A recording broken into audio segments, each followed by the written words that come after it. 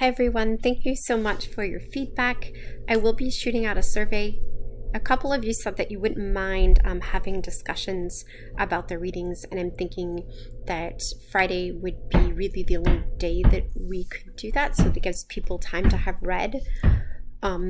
So right now I'm thinking 9 a.m. I'm just trying to think about when I'm available to do that. So I'll shoot that out, but thank you so much for your thoughtful feedback. I really appreciate it.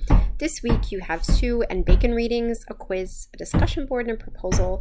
So this week we're going to talk about people who are very passionate and who had a lot of success in their life's work. And Samit is really arguing, is this the preferable way to lead or to live with passion, or should there be temperance?